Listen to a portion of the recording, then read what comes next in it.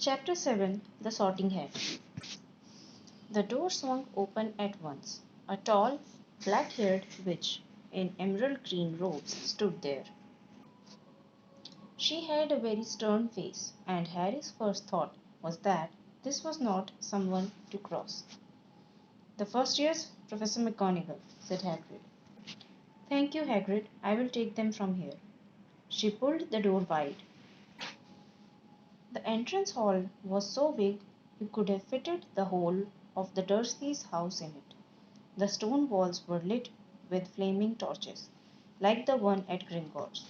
The ceiling was too high to make out, and a magnificent marble staircase facing them led to the upper floors. They followed Professor McGonagall across the flagged stone floor. Harry could hear the drone of hundreds of voices from a doorway to the right. The rest of the school must already be here, but Professor McGonagall showed the first years into a small empty chamber of the hall. They crowded in, standing rather closer together than they would usually have done, peering about nervously. Welcome to Hogwarts, said Professor McGonagall. The start of term banquet will begin shortly. But before you take your seats in the Great Hall, you will be sorted into your houses. The sorting is a very important ceremony because while you are here, your house will be something like your family within Hogwarts. You will have classes with the rest of your house, sleep in your house dormitory, and spend free time in your house common room.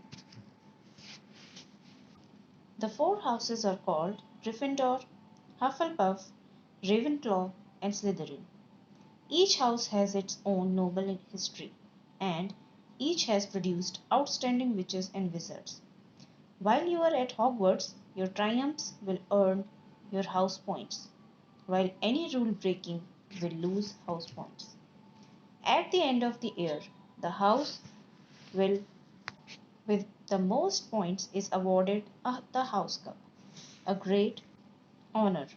I hope each of you will be a credit to whichever house becomes yours.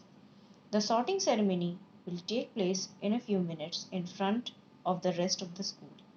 I suggest you all smarten yourselves up as much as you can while you are waiting. Her eyes lingered for a moment on Neville's cloak, which was fastened under his left ear, and on Ron's smudged nose. Harry nervously tried to flatten his hair. I shall return when we are ready for you, said Professor McGonagall. Please wait quietly. She left the chamber. Harry swallowed. How exactly do they sort us into houses? He asked Ron. Some sort of test, I think. Fred said it hurts a lot, but I think he was just joking. Harry's heart gave a horrible jolt. A test? In front of the whole school? But he didn't know any magic yet. What on earth would he have to do? He hadn't expected something like this. The moment they arrived, he looked around anxiously and saw that everyone else looked terrified too. No one was talking much except Hermione Granger, who was whispering very fast about all the spells she'd learned and wondering which one she'd need. Harry tried hard not to listen to her. He'd never been more nervous, never, not even when he'd had to take a school report home to the Dursleys, saying that he'd somehow turned his teacher's wig blue. He kept his eyes fixed on the door. Any second now, Professor McGonagall would come back and lead him to his room. Then something happened which made him jump about a foot in the air. Several people behind him screamed. What the? He gasped. So did the people around him. About 20 ghosts had just streamed through the back wall, pearly white and slightly transparent.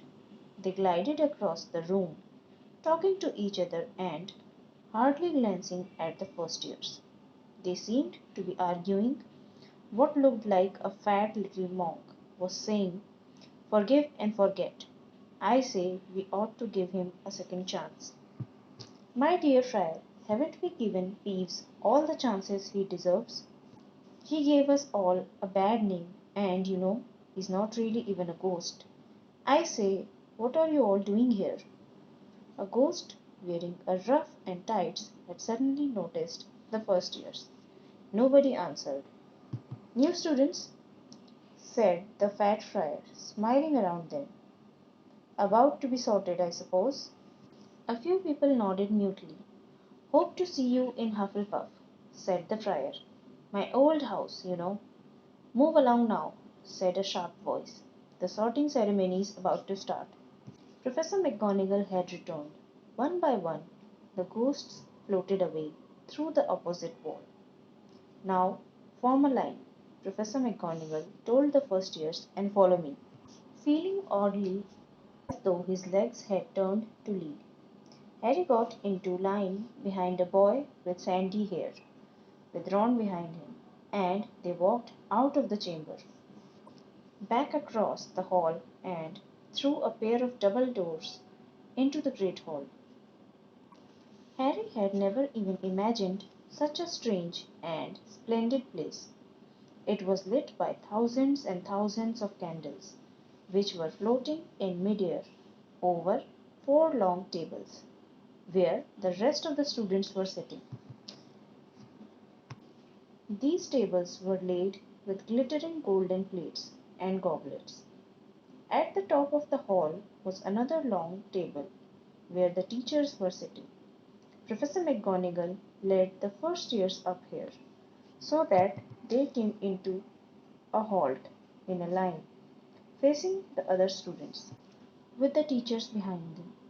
The hundreds of faces staring at them looked like pale lanterns in the flickering candlelight.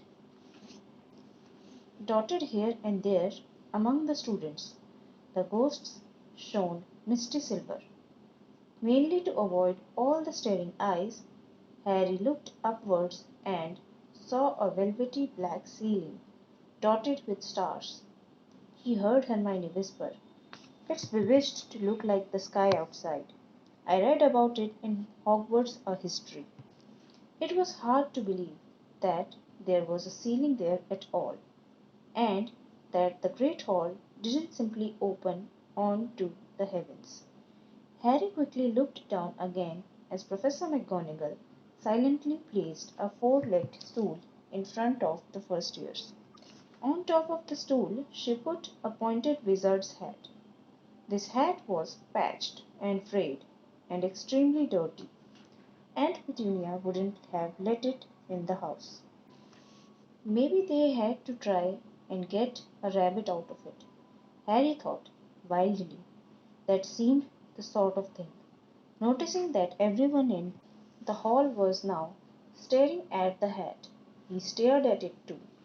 For a few seconds there was complete silence. Then the hat twitched. A rip near the brim opened wide, like a mouth, and the hat began to sing.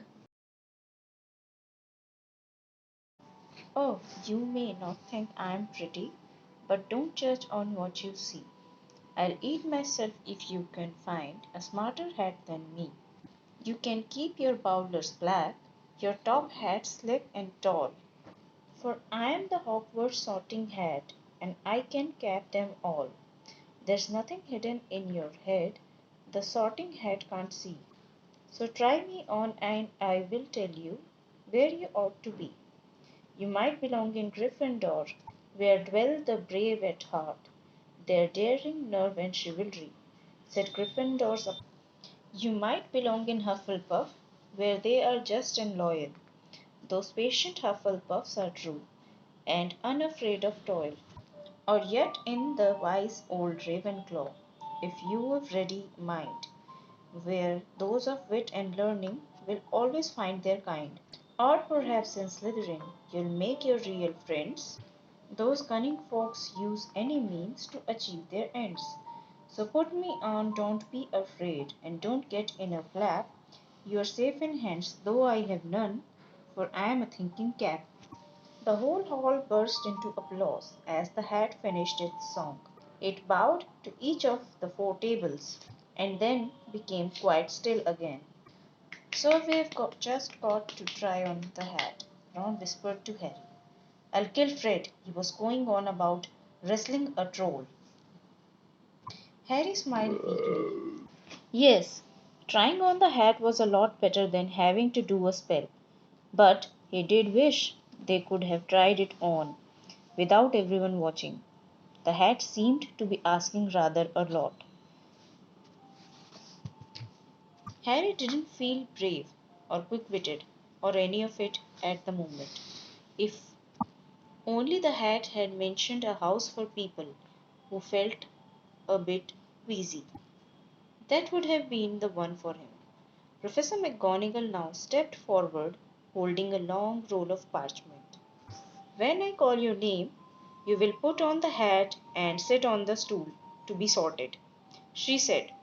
About Hannah, a pink faced girl with blonde pigtails stumbled out of line, put on the hat, which fell right down over her eyes, and sat down.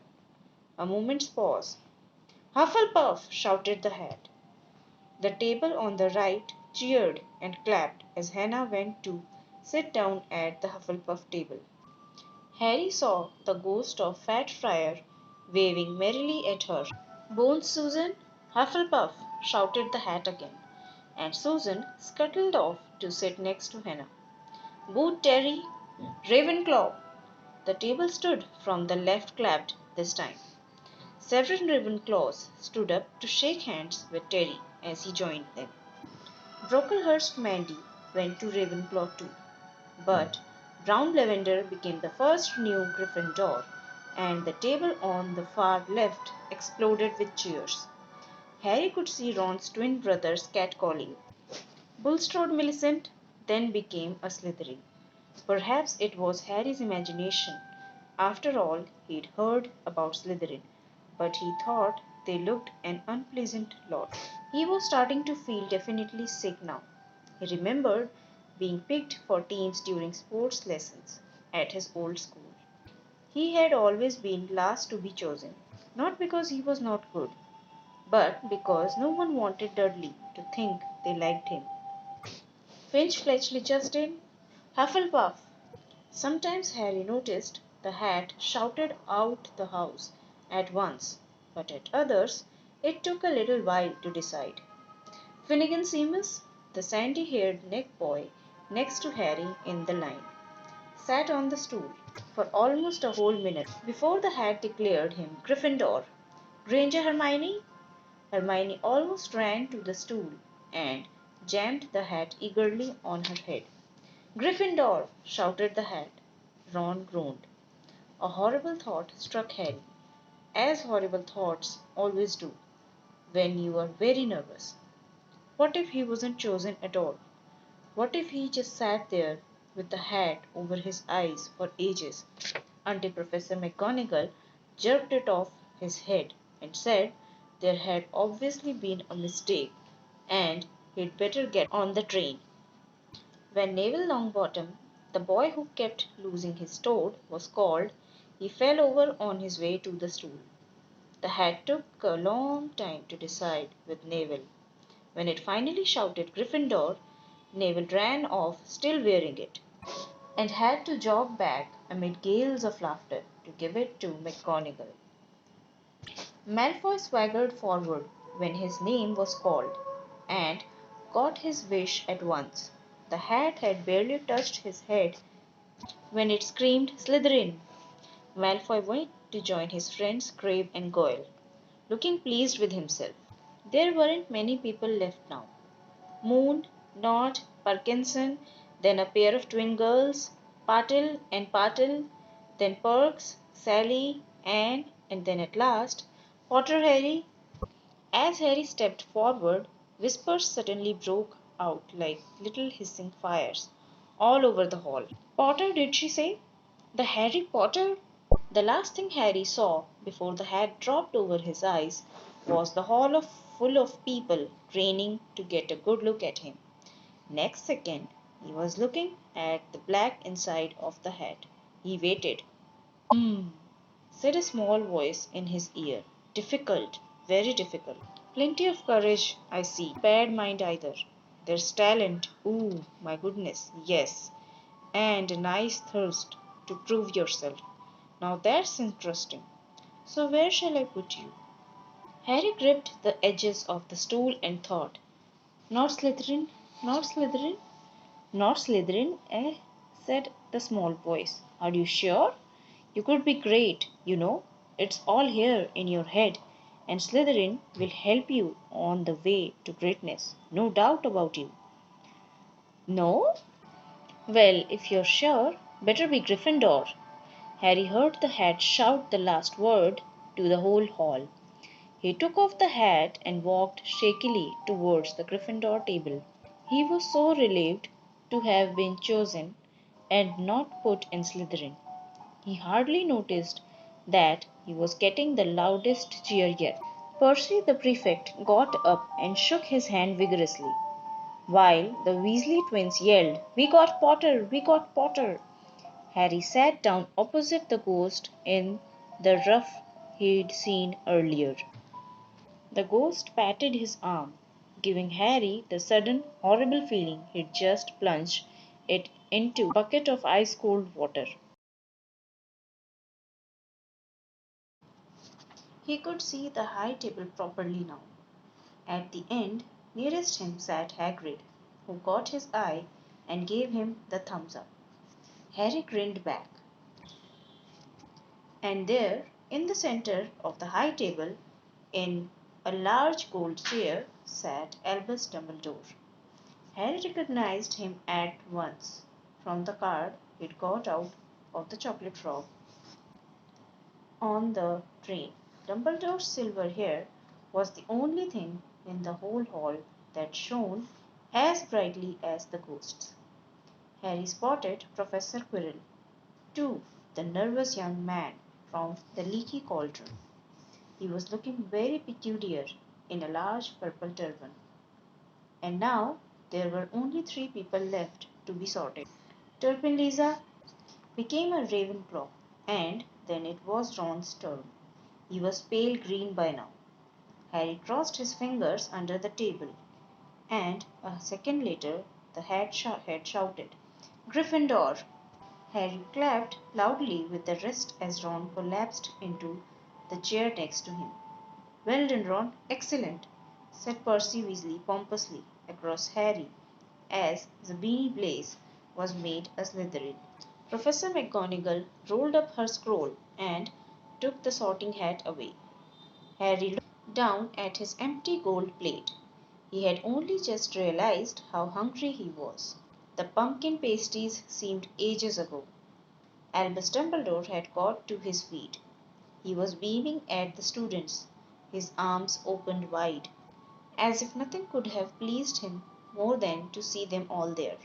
Welcome, he said. Welcome to a new year at Hogwarts. Before we begin our banquet, I would like to say a few words. And here they are. Nitwit, Blubber, Oddment, Tweak. Thank you. He sat back down. Everyone clapped and cheered. Harry didn't know whether to laugh or not. Is he a bit mad? He asked Percy uncertainly. Mad, said Percy airily. He's a genius, best wizard in the world. But he's a bit mad, yes. Potatoes, Harry? Harry's mouth fell open. The dishes in front of him were now piled with food. He had never seen so many things he liked to eat on one table: roast beef, roast chicken, pork chops and lamb chops, sausages, bacon and steak, boiled potatoes, roast potatoes, chips, Yorkshire pudding, peas, carrots, gravy, ketchup, and for some strange reasons, mint humbugs. The Dursleys had never exactly starved Harry, but he'd never been allowed to eat as much as he liked. Dudley has always taken anything that Harry really wanted, even if it made him sick. Harry piled his plate with a bit of everything except the humbugs, and began to eat. It was all delicious. That does look good, said the ghost in a rough sadly, watching Harry cut up his steak. Can't you? I haven't eaten for nearly 400 years, said the ghost. I don't need to, of course, but one does miss it. I don't think I've introduced myself. Sir Nicholas T. Mimsy Porpington at your service. Resident Ghost of Gryffindor Tower. I know who you are, said Ron suddenly. My brothers told me about you. You are nearly headless Nick. I would prefer you to call me Sir Nicholas de Mimsy. The ghost began stiffly. But sandy-haired Seamus Finnegan interrupted. Nearly headless? How can you be nearly headless? Sir Nicholas looked extremely miffed, as if their little chat wasn't going at all the way he wanted. Like this, he said irritatingly. He seized his left ear and pulled. His whole head swung off his neck and fell onto his shoulder as if it was on a hinge. Someone had obviously tried to behead him, but not done it properly. Looking pleased at the stunned looks on their faces, nearly headless Nick flipped his head back onto his neck, coughed, and said, So, new Gryffindors, I hope you are going to help us win the house championship this year. Gryffindor have never gone so long without winning. Slytherin have fought the cup 6 years in a row. The bloody Baron's becoming almost unbearable. He's the Slytherin ghost. Harry looked over at the Slytherin table and saw a horrible ghost sitting there, with blank staring eyes, a gaunt face, and robes stained with silver blood. He was right next to Malfoy, who, Harry was pleased to see, didn't look too pleased with the seating arrangement. How did he get covered in blood? Asked Seamus with great interest. I've never asked, said nearly headless Nick delicately. When everyone had eaten as much as they could, the remains of the food faded from the plates, leaving them sparkling clean as before. A moment later, the puddings appeared, blocks of ice cream in every flavor you could think of. Apple pies, treacle tarts, chocolate eclairs, and jam donuts. Trifle strawberries jelly rice pudding. As Harry helped himself to a trickle tart, the talk turned to their families. I'm half and half, said Seamus. Me, Dad's a muggle. Ma'am didn't tell him she was a witch till after they were married. Bit of a nasty shock for him. The others laughed. What about you, Neville? Said Ron. Well, my gran brought me up, and she's a witch, said Neville. But the family thought I was a muggle for ages. My great uncle Algy kept trying to catch me off my guard and force some magic out of me. He pushed me off the end of Blackpool. I nearly drowned, but nothing happened until I was 8.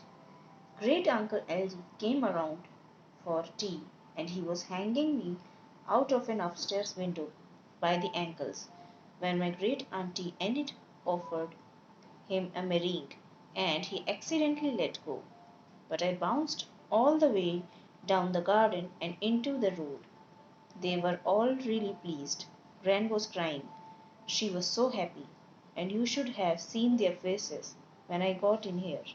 They thought I might not be magic enough to come. You see, Great Uncle Algy was so pleased he bought me my toad. On Harry's other side, Percy Weasley and Hermione were talking about lessons. I do hope they start straight away. There's so much to learn. I'm particularly interested in transfiguration. You know, turning something into something else. Of course, it's supposed to be very difficult. You'll be starting small, just matches into needles and that sort of thing.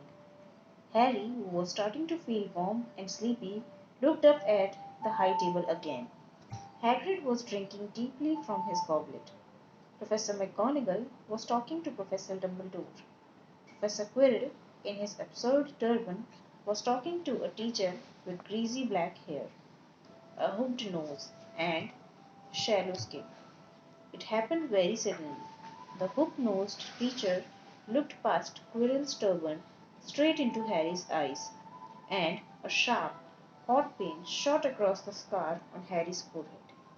Ouch! Harry clapped a hand to his head. What is it? Asked Percy. Nothing. The pain had gone as quickly as it had come. Harder to shake off was the feeling Harry caught from the teacher's look. A feeling that he didn't like Harry at all. Who's that teacher talking to Professor Quirrell? He asked Percy. Oh, you know Quirrell already, do you? No wonder he's looking so nervous. That's Professor Snape. He teaches potions, but he doesn't want to. Everyone knows he's after Quirrell's job. Knows an awful lot about the dark arts. Snape. Harry watched Snape for a while, but Snape didn't look at him again. At last the puddings too disappeared, and Professor Dumbledore got to his feet again. The hall fell silent. Ahem. Just a few more words. Now we are all fed and watered. I have a first few start of term notices to give you. First years should note that the forest in the grounds is forbidden to all pupils, and a few of our older students would do well to remember that as well. Dumbledore's twinkling eyes flashed in the direction of the Weasley twins. I have also been asked by Mr. Filch, the caretaker, to remind you all that no magic should be used between classes in the corridors. Quidditch trials will be held in the second week of term. Anyone interested in playing for their house teams should contact Madam Hooch. And finally, I must tell you that this year the third floor corridor on the right hand side is out of bounds to everyone who does not wish to die a very painful death. Harry laughed, but he was one of the few who did. He's not serious, he muttered to Percy. Must be, said Percy, frowning at Dumbledore. It's odd, because he usually gives us a reason why we are not allowed to go somewhere. The forest's full of dangerous beasts. Everyone knows that. I do think he might have told us prefects at least. And now, before we go to bed, let us sing the school song, cried Dumbledore. Harry noticed that the other teachers' smiles had become rather fixed. Dumbledore gave his wand a little flick as if he was trying to get a fly off the end, and a long golden ribbon flew out of it, which rose high above the tables and twisted itself snake like into words. Everyone pick their favorite tune, said Dumbledore, and off we go. And the school bellowed. Hogwarts, Hogwarts, Hoggy Hogwarts, teach us something, please. Whether we be old and bald or young with scabby knees, our heads could do the filling with some interesting stuff. For now they're bare and full of air, dead flies and bits of fluff. So teach us things worth knowing, bring back what we forgot. Just do your best, we'll do the rest and learn until our brains will rot. Everybody finished the song at different times. At last, only the Weasley twins were left singing along to a very slow funeral march. Dumbledore conducted their last few lines with his wand, and when they had finished, he was one of those who clapped loudest. Ah, music, he said, wiping his eyes. A magic beyond all we do here. And now, bedtime. Off you trot. The Gryffindor first years followed Percy through the chattering crowds, out of the great hall, and up the marble staircase. Harry's legs were like lead again, but only because he was so tired and full of food. He was too sleepy even to be surprised that the people in the portrait along the corridors whispered and pointed as they passed, or that twice Percy led them through doorways hidden behind sliding panels and hanging tapestries. They climbed more staircases, yawning and dragging their feet, and Harry was just wondering how much further they had to go when they came to a sudden halt. A bundle of walking sticks was floating in mid-air ahead of them, and as Percy took a step towards them, they started throwing themselves at him. Peeves, Percy whispered to the first years. Poltergeist. He raised his voice. Peeves, show yourself. A loud, rude song, like the air being let out of a balloon, answered. Do you want me to go to the Bloody Baron? There was a pop, and a little man with wicked dark eyes and a wide mouth appeared, floating cross legged in the air, clutching the walking sticks. Ooh, he said, with an evil cackle. Pickle firsties, what fun! He swooped suddenly at them. They all ducked. Go away, Peeves, or the Baron will hear about this. I mean it, barked Percy. Peeves stuck out his tongue and vanished, dropping the walking sticks on Neville's head. They heard him zooming away, rattling coats of armour as he pleased. You want to watch out for Peeves, said Percy, as they set off again. The Bloody Baron's the only one who can control him. He won't even listen to us prefects. Here we are. At the very end of the corridor hung a portrait of a very fat woman in a pink silk dress. Password, she said. Caput Draconis, said Percy, and the portrait swung forward to reveal a round hole in the wall. They all scrambled through it. Neville needed a leg up, and found themselves in the Gryffindor common room, a cosy round room full of squashy armchairs. Percy directed the girls through one door to their dormitory, and the boys through another. At the top of a spiral staircase, they were obviously in one of the towers. They found their beds at last.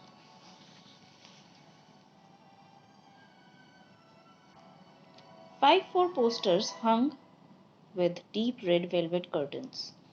Their trunks had already been brought up. Too tired to talk much, they pulled on their pajamas and fell into bed. Great food, isn't it? Ron muttered to Harry through the hangings. Get off, Scabbers. He's chewing my sheets. Harry was going to ask Ron if he'd had any of the treacle tart, but he fell asleep almost at once. Perhaps Harry had eaten a bit too much, because he had a very strange dream. He was wearing Professor Quirrell's turban, which kept talking to him, telling him he must transfer to Slytherin at once because it was his destiny. Harry told the turban he didn't want to be in Slytherin. It got heavier and heavier. He tried to pull it off, but it tightened painfully, and there was Malfoy laughing at him as he struggled with it. Then Malfoy turned into the hook nosed teacher, Snape, whose laugh became high and cold. There was a burst of green light, and Harry woke, sweating and shaking. He rolled over and fell asleep again, and when he woke next day, he didn't remember the dream at all.